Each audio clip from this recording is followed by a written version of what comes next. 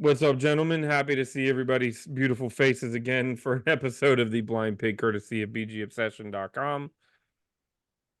That's Real humor, quick, right? what's up? That's humor, right? That is humor. As beautiful as you guys are, about as beautiful as a 2-14 season.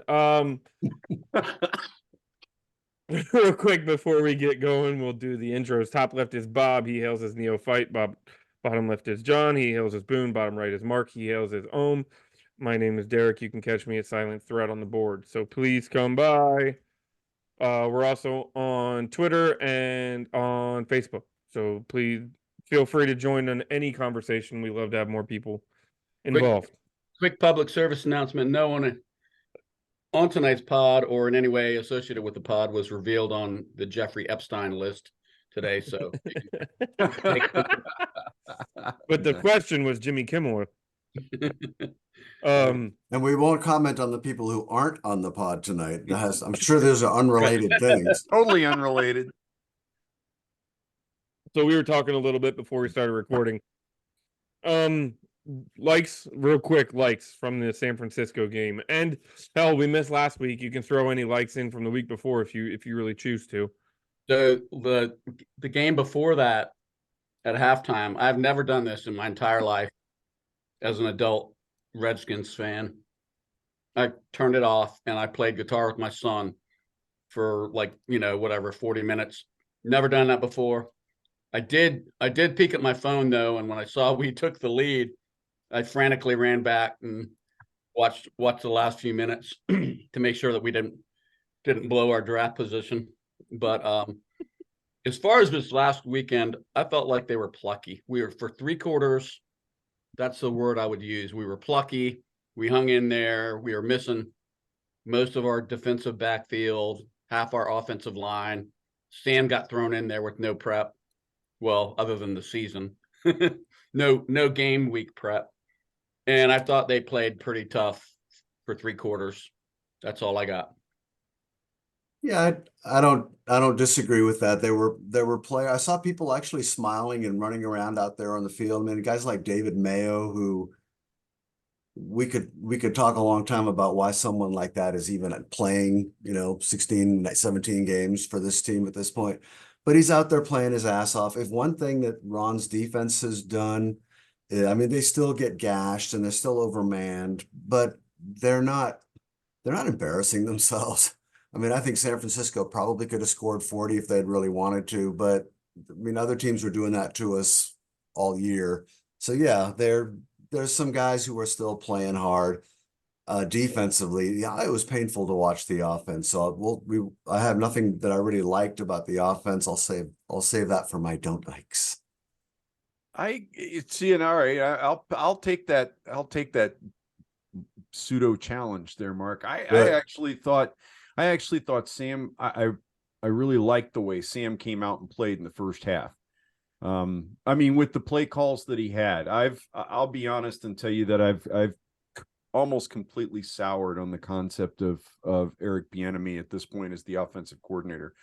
I feel like we had a real possibility with Sam Howell, and I'm afraid he's been ruined this season. I hope not. I hope it's not a permanent thing. I hope it's like a temporary, shell-shocked PTSD kind of a thing. And we see a completely different player, the player we all saw this last summer, the player apparently our coaching staff saw this last summer in training camp. When by all accounts, he legitimately won the starting job against Jacoby Brissett, and so a guy that's played really well in relief the last 3 weeks. Well, 2 of the last 3 weeks, because he didn't play at all Saturday or Sunday. But I was pleased with Sam until the game got out of hand. And it felt like once that game reached that 10-point mark and it feels like that's where things always go south, is that Sam looks at the scoreboard and goes, crap, I've got to make something happen, and starts pushing. And he did, and threw 2 picks. But up until that point, I thought, look, this young man's had a tough week, and he came out and played well. Tell you who else really impressed me. It was Brian Robinson. Brian Robinson was running over people in the first half. And I know I just slagged EB, but he actually called a pretty balanced game throughout the second quarter, and lo and behold, our offense put up 10 points. I want to know where that's been, but so that's kind of what I had that was good. I take that back. I actually enjoyed watching the defense play. Good call. Whoever said that, they looked happy. And I feel like maybe that's a schematic change, even though they know they're going to get beat because maybe there isn't the talent there. These guys are playing loose and happy for a change instead of tight and afraid. So I'm happy that we have seen a team that has not completely given up on the season, despite the fact that the fan base has. And that's just not last weekend; it's the weekend before. As John mentioned before, he turned the game off and then had to turn it back on because we were back in it and had a lead at one point. So, if nothing else, I'm happy that the players are not. And I don't know how much of this I'm going to even give Rivera credit for because at this point I don't want to. But the players have not given up on each other. The locker room has not punted the season. It doesn't appear that they're, you know, smoking and joking between plays about where they're going to be on vacation. So for what that's worth, I think the roster does want to win no matter what, win at all costs, which is something that you want from your building blocks. If there's one thing that I have been adamant against losing, quote, on purpose, is that I don't ever want the players to accept losing regardless of the circumstances. And it didn't appear that they did. The other thing, PFF apparently has released their grades, and since week 13, Sam Cosmi is not only the highest rated offensive lineman, but the highest rated player in the NFC. Yep. According to Pro Football Focus. So we got one. We got they have one. a right But, guard. like, I'm not even going to sit here and say that's some, season changing development. But at the same time, if we can go into next season and we have at a minimum a starting lineman on the offensive line, like, I think that's a win. Because it was 3 or 4 weeks ago. I think all of us were ready to just lock the door to the O-line room and detonate and just hold your ears and hope you don't get hit by something flying by you. So if Cosme can continue to develop and be a pretty solid guard for us, I think that's a net victory there. Speaking of which, I had one more happy that I meant to bring up a minute ago, and it's kind of ironic, but I think it matters. I was thrilled to see that perhaps we got decent draft value in trading Chase Young to the 49ers. Cornelius Lucas absolutely stonewalled that guy all day long. Our third best theoretically. I think Lucas should have been starting all season long, but a backup absolutely stonewalled Chase Young all day long.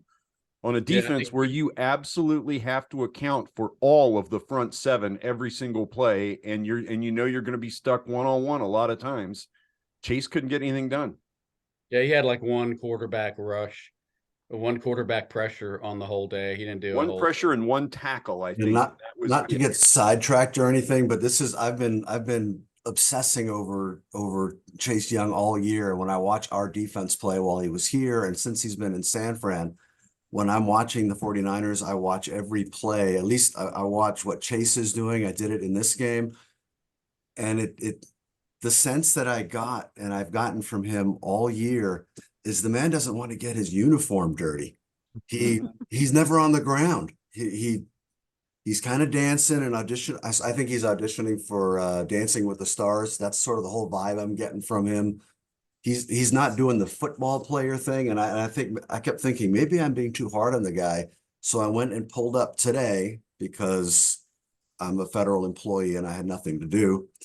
I went and I YouTubed Chase Young's rookie highlights 2020 because I wanted to remind myself of why we were all so high on the guy in the 8 or 9 games that he played.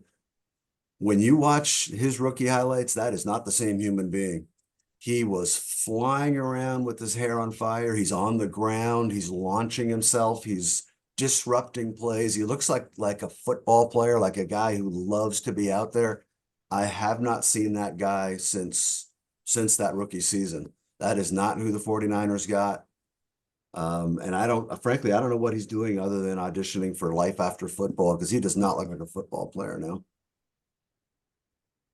Sorry, little tangent, but No, I mean, it was yeah. perfectly valid after I brought it up. So I totally fair. never liked. It's probably the first time in 30 years I've been right when most people didn't agree with me, and I never liked that pick.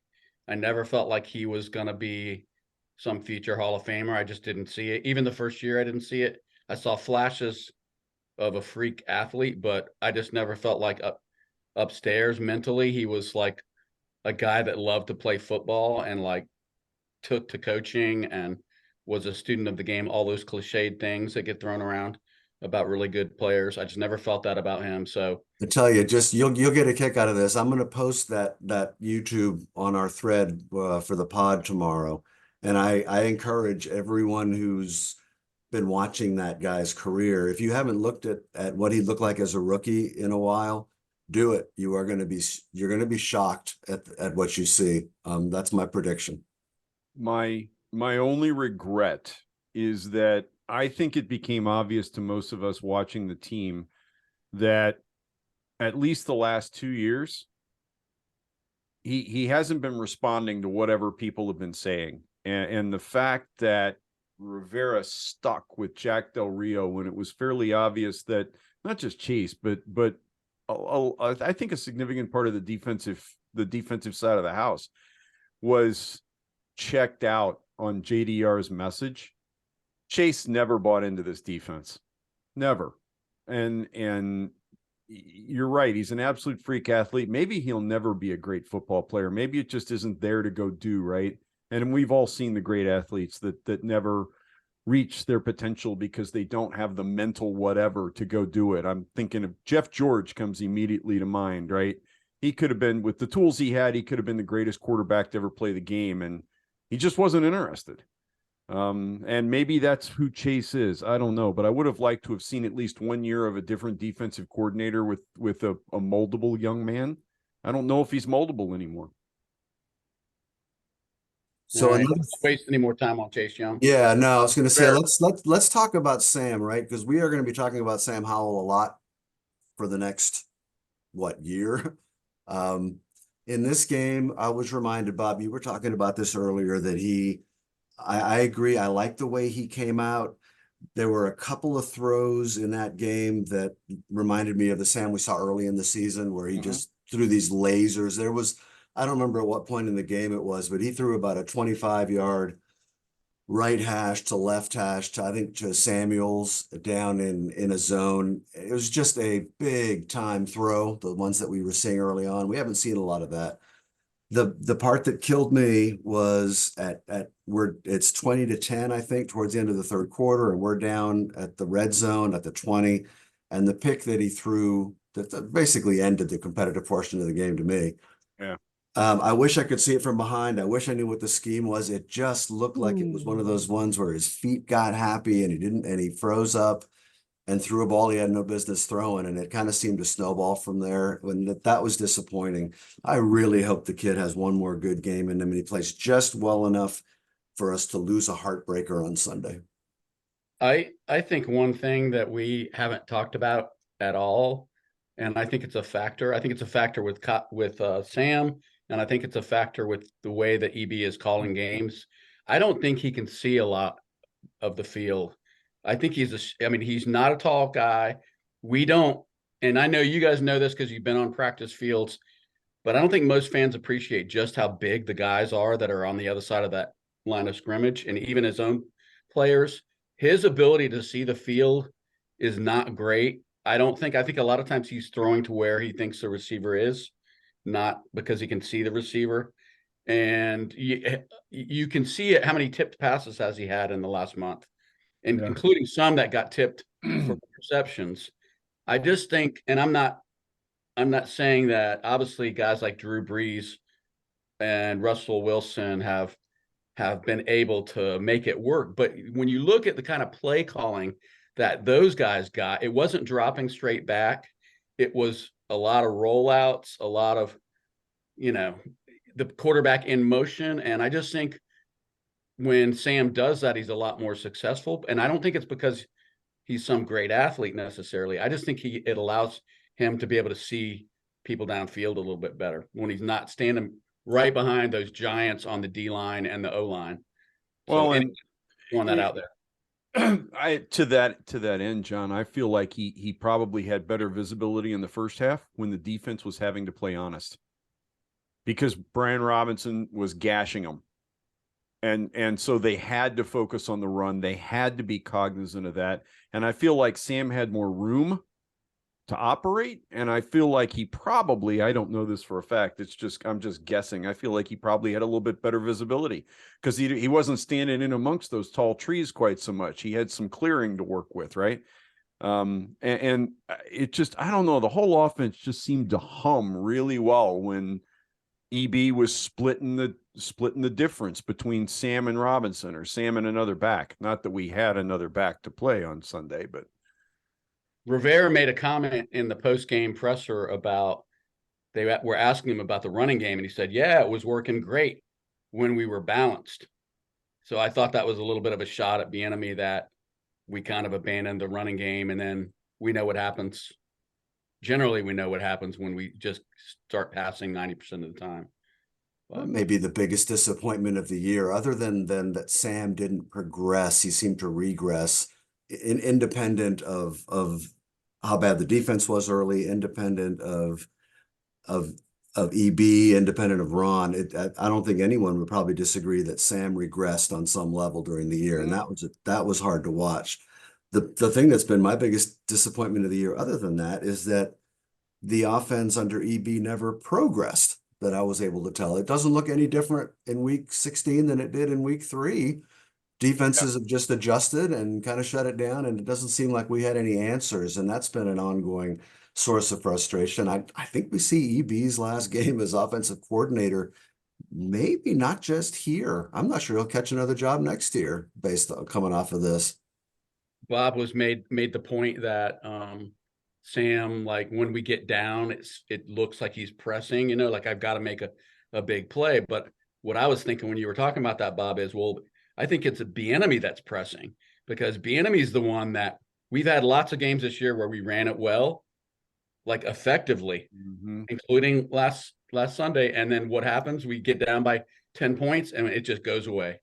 And so, and that gets put on Hal as far as, oh, he's panicking, he's pressing, right? That's the word. Well, he's trying to, he's trying to execute the play that's been called. And it's, to an extent, it's good things aren't going to happen when you're dropping back over and over and over again. And the defense knows you're not going to run the ball. It doesn't set you up for success, I guess is what I'm saying. First off, to your point, Mark, EB's going to have a job next year. And the only reason I say that is because it's still the NFL. Ron Rivera came here having only had 3 winning seasons in 9 years as a head coach. He's leaving here still only having 3 winning seasons in his career as a head coach. So if you know people, if you're connected, and EB's pretty connected, he's, and he still has he has a Super Bowl ring on his mantle, and he's got some things that they're going to create opportunities, and people might look at him and say, this is a roster he can do this with, or that, blah, whatever. So I have no doubt he'll have a job somewhere this next year. I don't think it'll be here. And it might not be as a head coach, but he'll be coaching in the NFL next year. I mean, that's certainly an argument that you can make. I would just say, remember, he only got 1 job offer last year. True.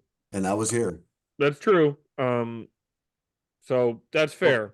But we'll see. I think we probably all agree it's not going to be here, right? I just don't see any way that works. It's crazy how the whole conversation in the last month is just totally flipped, right? I mean, if things had kept going the way they were going, even though we weren't winning a lot, the whole narrative would be, look what he did with his 5th rounder. Like the most yards. He probably would have had more passing yards than anyone in the NFL. It could have been a whole different. It could have been a real boost to Eric Bieniemy instead of, now it really hasn't helped him at all. It doesn't seem like. It wasn't that long ago that the Sunday morning pre-game shows were putting Sam Howell's graphic up on the screen with guys like MVP Mahomes conversation. in it. Yeah, he was part of the MVP conversation with the caveat that his football team wasn't winning and it was probably going to go to somebody who was on a winning team.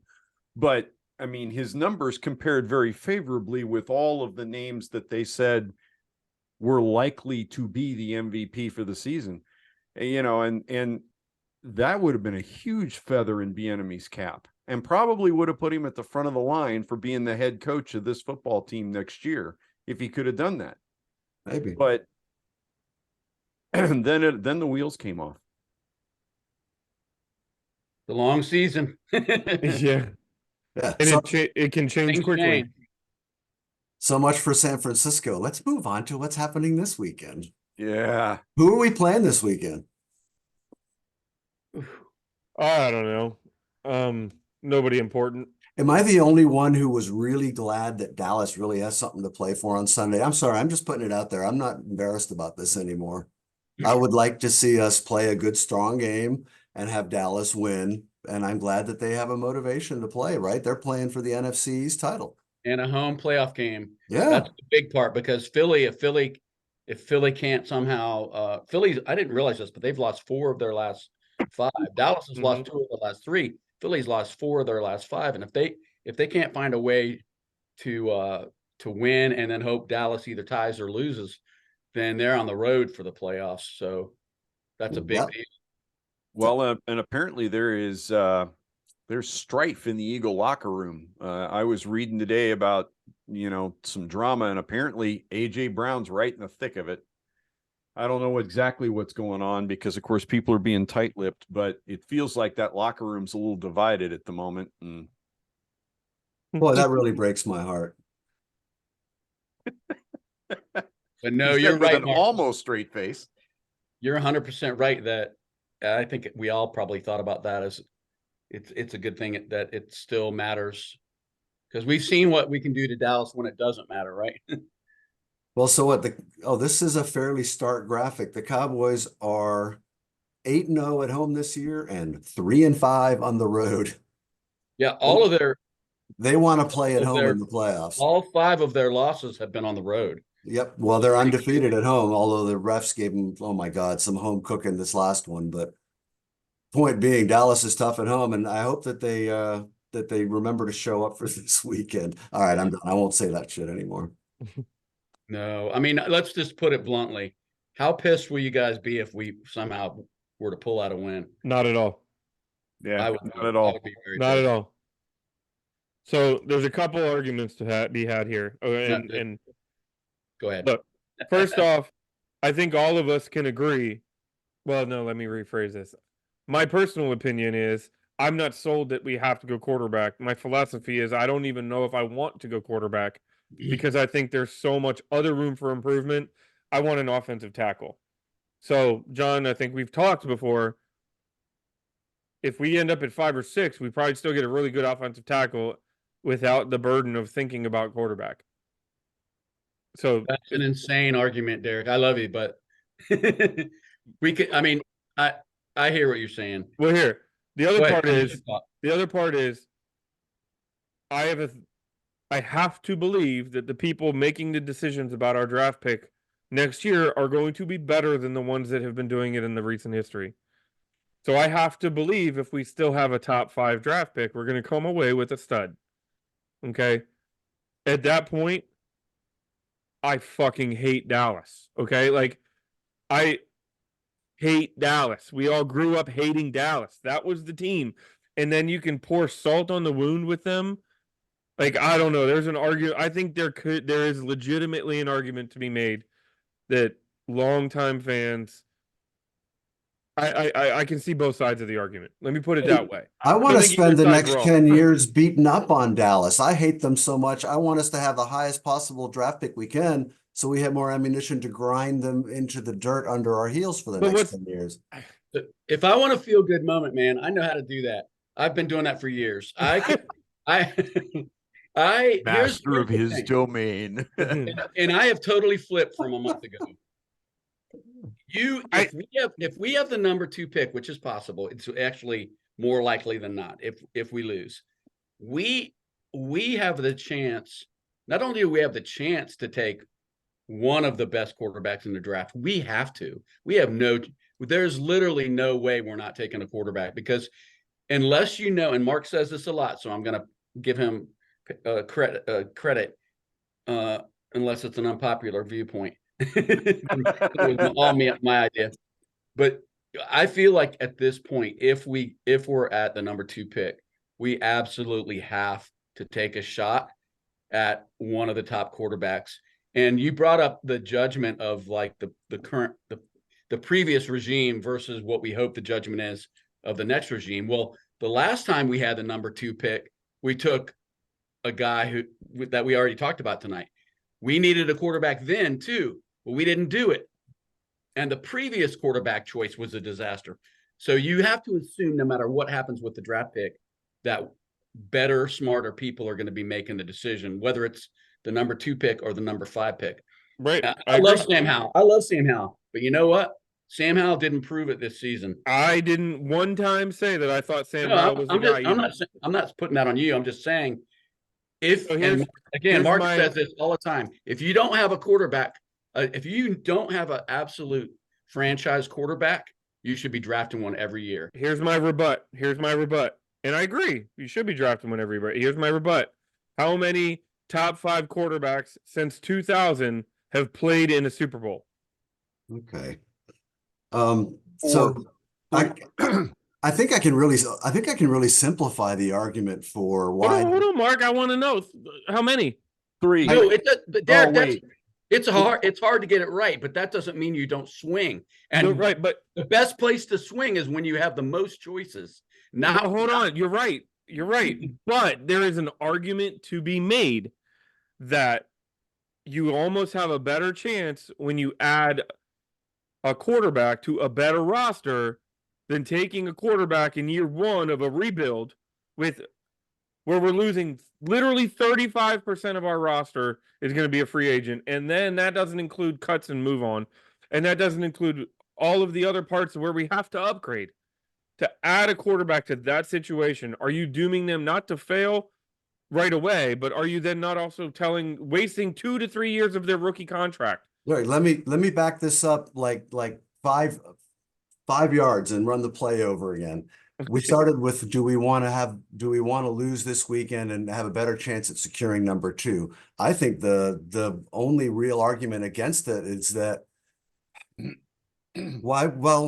I'd rather have a higher pick than a lower pick. I'm trying to find a way to say this that makes sense. I get it. Number 2 pick, whether you use it on a quarterback or not, is more valuable than the number 3 pick or the number 4 pick or the number 5 pick.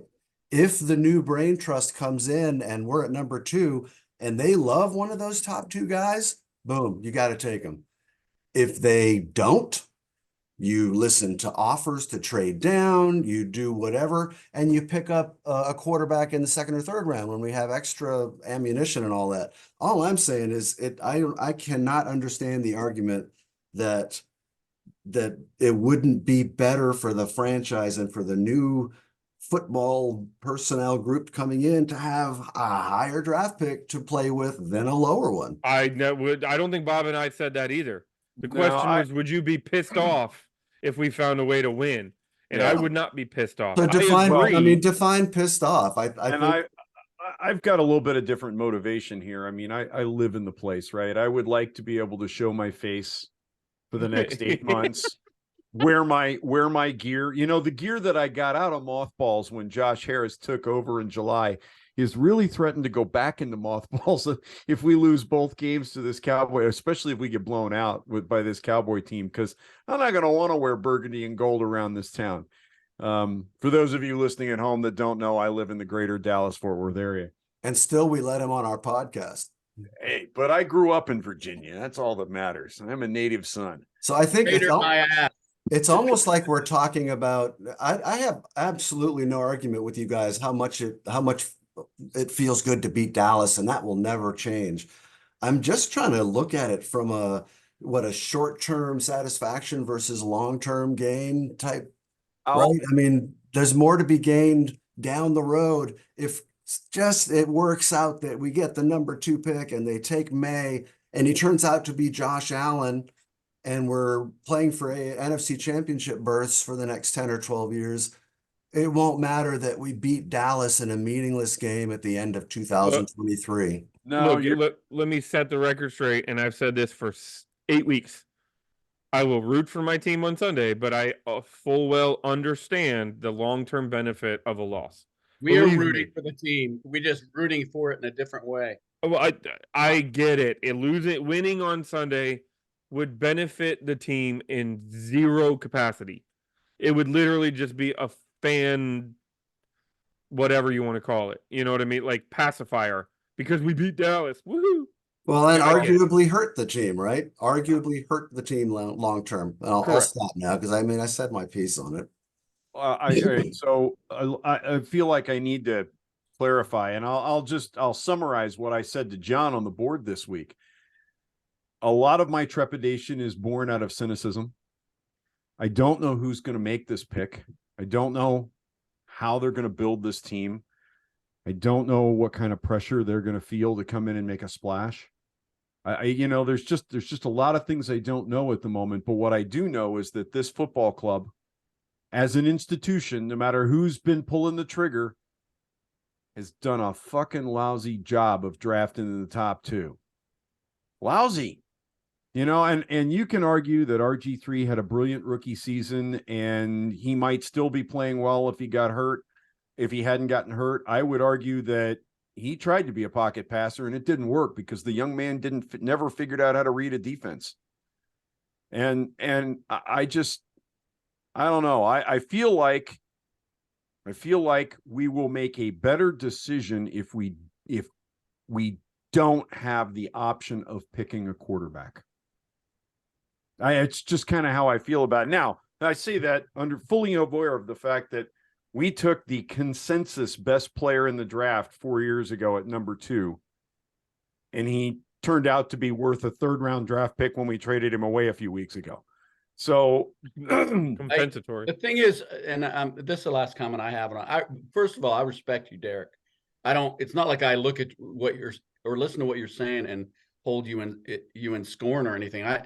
I get it. And when I'm watching a game, setting aside what I'm thinking in my head, I'm spiritually excited when they make a big play. It's not like I'm upset when Terry McLaurin catches a 30-yard pass on the rare occasions that happens. But I guess what I would say, Bob, is you either have to believe that the next group it knows what they're doing or you don't. You can't do it by position. I mean, you can't say, well, they'll really dick it up if they go quarterback, but they're gonna pluck a future Hall of Famer at pick number 6. I mean, that doesn't make any sense. Well, and we can't visit the sins of the father on the child, right? This next group coming in has absolutely nothing to do with everything that's happened before. That's the hard part. It's all new. That's what this struggle is about. Yeah, Well, but I understand. My faith has been stretched. I continue to offer it up to this football team on a yearly basis for 30 years. And I'm sure all of you guys can appreciate and probably commiserate with this next statement, but my faith has been stretched to about the maximum. I'm one of those rubber bands that the next move is you either got to let go with one hand or the other, or something's going to break. And I mean, that's kind of where I am. And I probably spent too much time on Twitter, and I'm a little too scared that whoever picks number 1, because I don't think it'll be the Bears. I think the Bears will trade out for a plethora of picks for somebody that wants a quarterback desperately. Whoever picks 1 is going to pick May. And then we're left with a guy that I think has bust written huge all over him and diva written huge all over him. And I don't want that either, Bob. But I mean, the thing is, we've seen this a lot of draft seasons there's so much time. It seems like April's right around the corner, but things can change dramatically. Hell, by April, By April, it might be Penix Yeah, right. who's the hot flavor, right? Yep. Because You're right. Or Daniels. They're already talking about, because Daniels was the Heisman guy. Who knows? and Bo Nix, by the way, who's played 60 college games. Right. Jeez. And So why has is all nobody kinds of talking about experience. Hartman, who has every record at Wake Forest and then went to Notre Dame? And One of yeah, those guys, who is it that's torn? Is it Penix that has had 2 torn ACLs, yeah, and Yeah. or is it Daniels? I think that No, it's was Penix. Penix. He's also the oldest. He's like 24 already. He's kind of Kirk Cousins like on that. It's hilarious that that's that's past old. Yeah, right? the Answer. average uh career of an NFL player is 3.5 years, and we're talking about his age at 24 being old. Hey, Derek, to answer your question from earlier, I don't know about from 2000, but I had in front of me because I did the research earlier. I was thinking about writing something and never did. From 2003 till now, there have been 8 quarterbacks selected in the top 5 play in the Super Bowl. Okay. Only 3 of those have actually won it. 2 of them named Manning. Yeah, and but the hold other on. one was Matt Stafford, who went with a team that didn't draft him. So I've got an Manning, asterisk next to his name.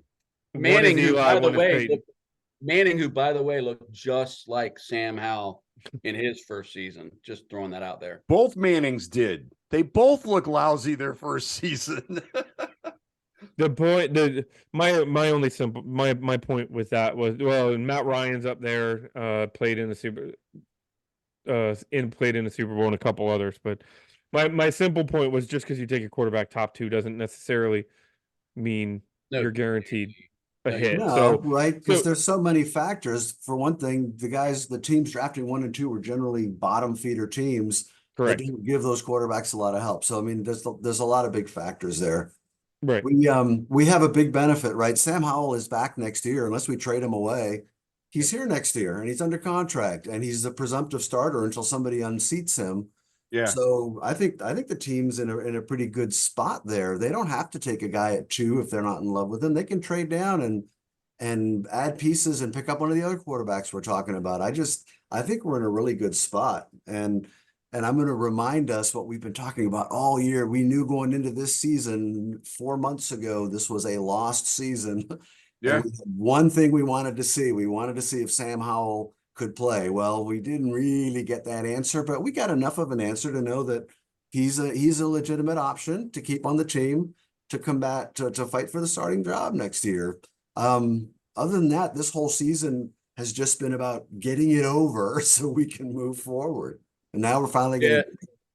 So that's something I've been thinking about all day. And of course, it always starts with we win because Dan Snyder's been exiled, right? Which we've probably said that 100 times. And it's certainly true, but this has been a bitch of a season.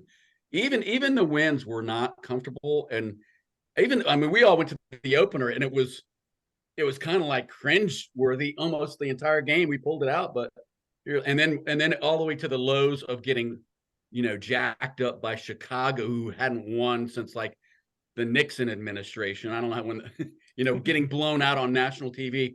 It's just been a crazy roller coaster season, mostly going down. But I had this thought today that even though we kind of talk about like the Harris group coming in and Snyder leaving as it's a new era, but really the new era starts in about 6 days. Yes, and the that new era hasn't started because Harris has been totally hamstrung this entire season, and probably speaks highly of him that he didn't come in to just blow it up after the Chicago loss or after one of the other losses.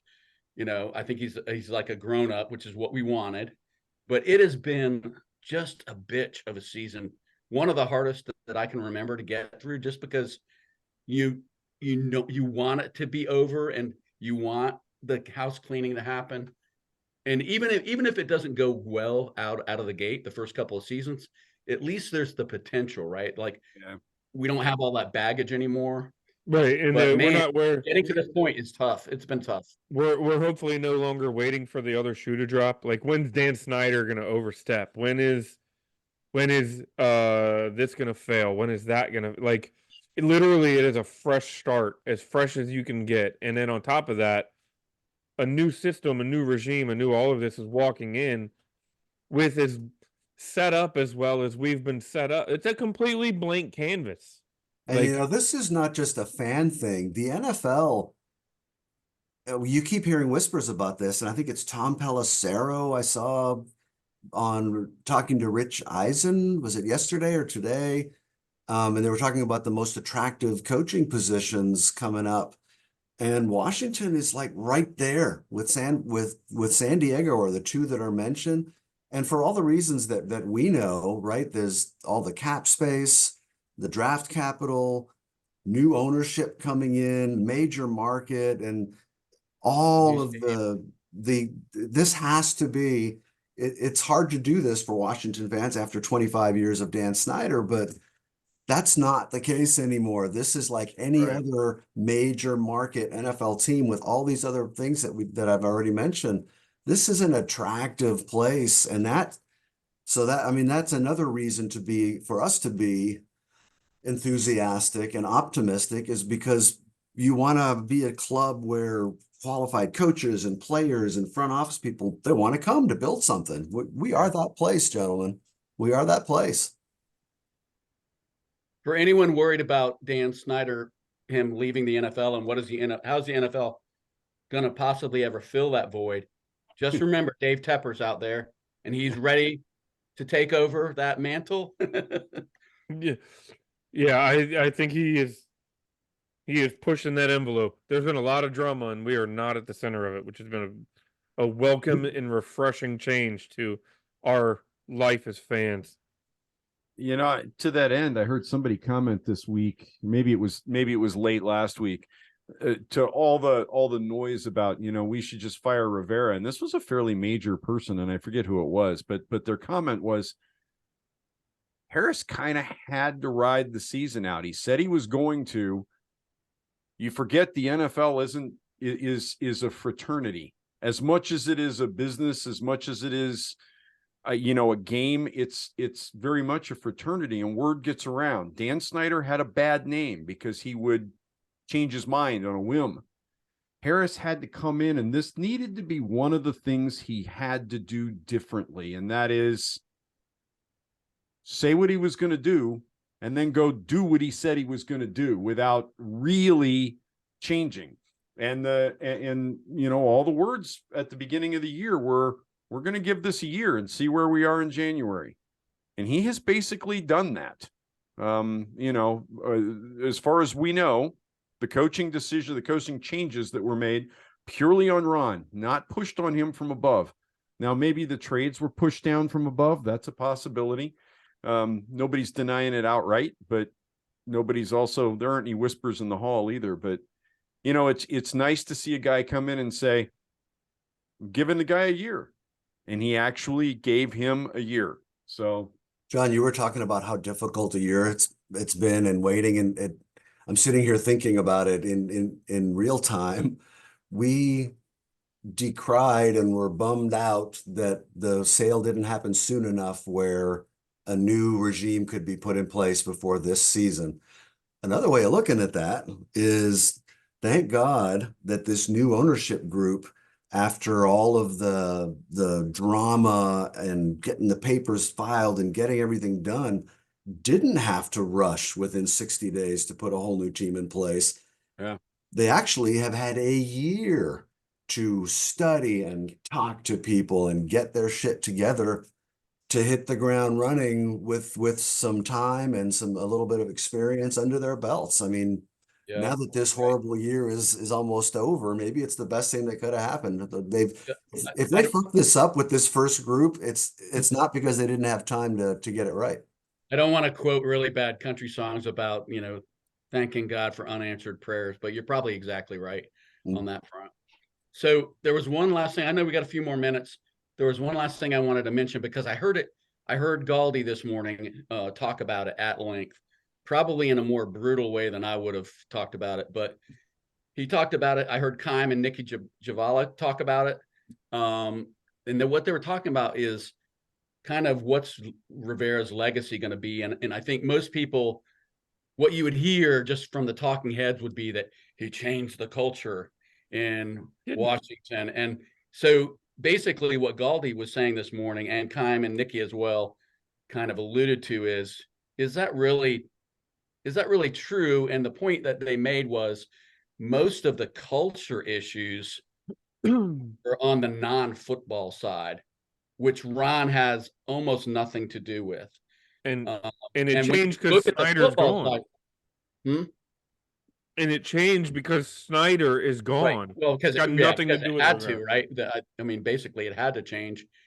But anyway, Galdi also pointed out a couple things like, well, let's see, we had players racing through DMV streets, including a fatality of a young woman, a 29-year-old.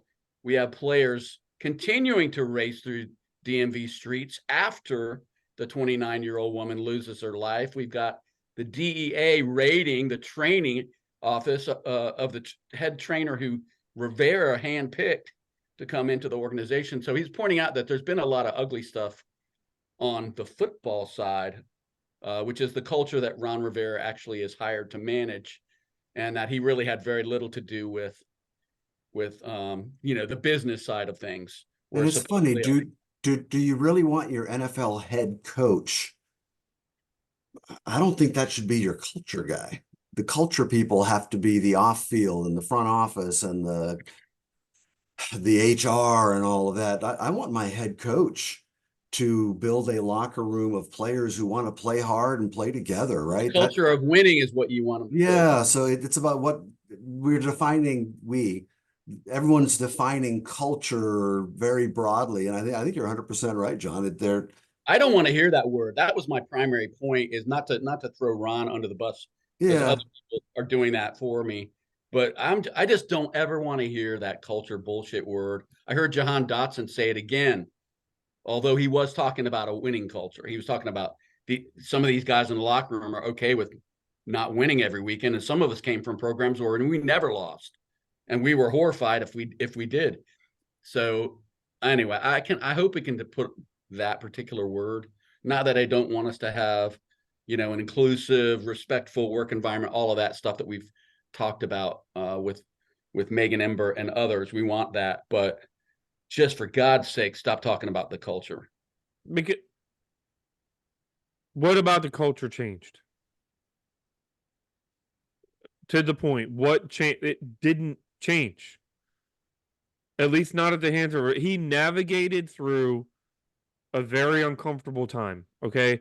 Ron Rivera was I guess you could call him a stabilizing voice through an ownership change, through a name change, through multiple lawsuits, um, COVID, COVID. I which mean, was there a was a pretty lot damn big there. deal.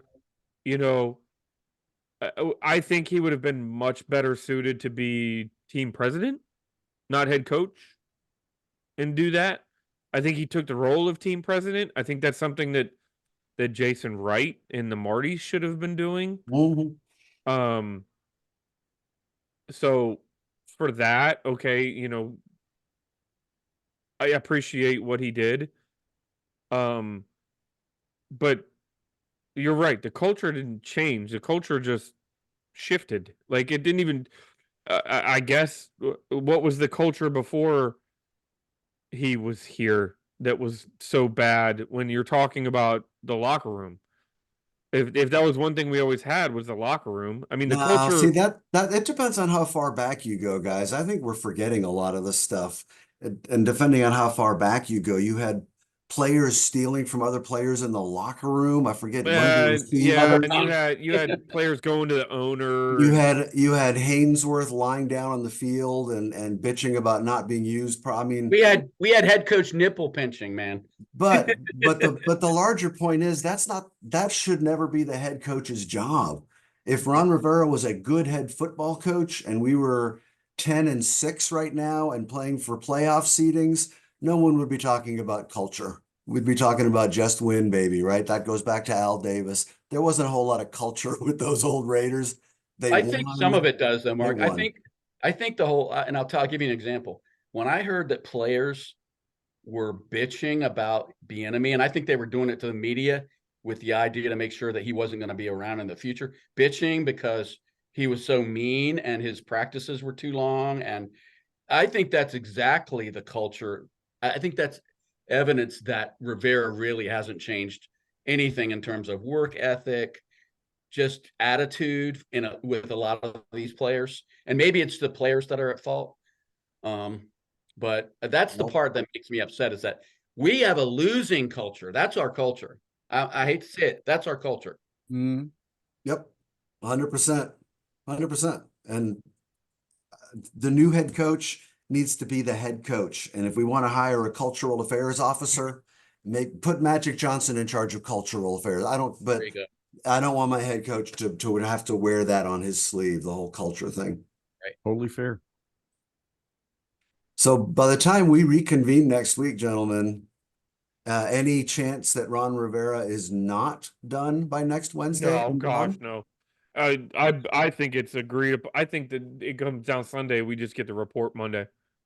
That's where I am. I honestly, I think the best idea, and I forget which one of the board members said this. Ron is respected enough within the coaching fraternity for things that he's done in the past, and for the person that he is. I think if I were Josh Harris, I would sit down with him this week and say, all right, look, this is going to be the last game. We wanted to tell you now so that you have the option to announce your retirement if that's what you want to do. So that it looks better. So that you can walk away however you want to walk away. I don't know how that conversation goes. It would be a tough conversation, but I think it's an easier conversation to have than a Monday morning phone call that says, hey, Ron, thanks for a year. We're kind of done. Yeah, I feel like I agree with you, Bob, but I feel like if that was going to happen, we would have heard it this week already. Yeah, I think you're probably right, John. I think Rivera knows he's done. I mean, and that goes back to what Mark said, which is it might have been a blessing that he got the full year, because he really, since mid-season, Rivera has to have known that he wasn't coming back. I mean, the other thing, he's been around a long time. He knows what the writing on the wall. The Seattle game, because that's really kind of where the team went, oh, we're not making the playoffs. The other thing is, why would he resign? Well, he'll resign if I mean, he's owed $8.5 million next year for the final year of his contract. So there's no reason you better fire me. Go ahead and fire me. Well, or pay me. Yeah, pay me. They could agree to pay him. I mean, yeah, that's what I'm saying. Derek, a buyout. If we have the conversation now, anyway, and Harris says you're out, we're going to let you put whatever face on this you want to put on this. But you're out, and you're getting your money. Yeah. On January 7th, I'm writing, or January 7th, when you get back to your office, and there's going to be a check for $8.5 million on your desk. And Rivera may not want to retire. That's the other thing. I mean, he lives in a little bit different reality than we do, in my opinion, from the things that he says. So maybe Rivera, maybe they've talked about it. And Rivera's like, I'm not retiring. You can fire me if that's what you need to do. I think you have to live in a different reality than we do to be an NFL head coach. I think all 32 of those guys live in a different reality than we do. And that's totally fair. Maybe Rivera thinks he's going to go be a DC someplace. Like we said at the beginning of the top of the show, the defense has looked better. I think Ron could probably still coach a really good defense. I think he may be a better DC than HC, huh? Just like Norv Turner was a better OC than HC. And this league is littered with guys that never should have moved past the coordinator position. Lots of them. The skill set's very different. And I don't think fans really appreciate that. All right, gentlemen, what's it going to look like on Sunday? Let's put a bow on it. What's the game look like to you, John? Ultimately, I don't think it's totally ugly. I think we see a similar game that we saw last week. Because if there's one thing that we can always count on, it's that Dallas finds a way to choke as much as we find a way to choke. They just tend to do it with 11 wins when we do it with 5. But I think it'll be similar to what we saw this past week. I think it'll be a competitive game for a good portion of it. And then they start to pull away, and I think the final ends up being looking a lot worse than it really is, 28 to 28-17, but it's not really that close. I think it's going to be the opposite of last week. I think they're going to go up by like 17 points in the first quarter, and then we'll kind of get it together and stay with them the rest of the way. But it'll end up like 35-17, something like that. Dallas really is not a good road team this year. They really aren't a good road team. I don't anticipate a Washington victory. It's going to be all Dallas fans, man. I also anticipate a team that's a team on our side that's a little desperate to try and grab that last win, and a team that's a little desperate to prove that the final score on Thanksgiving Day is not indicative of who we are against this particular football team. I'm kind of with Derek. I'm thinking I don't think Dallas puts up that many points because they don't they don't score a lot on the road typically. I'm thinking 24-13. Yeah, I think I'm closer to John. I think Dallas comes out. They've got something to play for. They've got CD Lamb, who just put 225 yards up, I think, against a good Detroit defense. We do not have a good defense, and I think they'll go to him early and often. I also think that they will be very creative and come after Sam Howell because if nothing else, since the first Giants game, we have seen that Sam can be put off of his spot and he can get happy feet when there are multiple fronts and they're coming from every direction. Dallas is good at that. There'll be a and their top 5 passing defense. they They can be had on the ground, but we won't run it. I see them being up comfortably at halftime 17-3, 17-7. And we might make some noise, but I don't think we'll ever really threaten. What did you say the score? Sorry, Mark. I'm gonna go 30-17 Dallas. Okay. It's basically it's gonna be half a home game for the Cowboys. I mean, you saw how that wasn't burgundy in the stands on Sunday against the San Francisco No, 49ers. It's gonna it be was a scarlet. blue. Is it their color? It's going to be a blue Sunday at FedEx Field, which, by the way, may well be the last time we see that for a while. So Did you hear let's remember what Josh it Harris? feels like. Yeah, that stadium's going to have a different feel next year. Did you hear what Josh Harris so. said? No. He said that he is going to actively work to reduce the amount of opposing fans coming into the stadium, and even at the detriment of ticket sales. Hard to do, but I appreciate the sentiment. I hope we hear one thing. I hope we hear pretty soon is that they are going to rebrand. I think that would go a long way to fill in that stadium if we could get rid of that. I think it'll be next offseason. I think that they can make an announcement that they're looking at it. That would be enough, right? It's going to be a 2 or 3 year process, but they have to make that announcement. I agree. That's a big change because I was thinking today, Commanders doesn't feel any better to me today than it did when they announced it. It still sounds dumb. It's got the Snyder stank all over it. I think that's the biggest thing is, yeah, I agree. I think that's going to be part of the conversation. So this is it, gents. This is our last podcast of the not only Ron Rivera, but kind of Dan Snyder stank era, right? This is it. Next year starts new. Success or failure, next year it's all new. Yep. We're potentially 6 days away from a coaching search not headed by Dan Snyder for the first time in close to 30 years.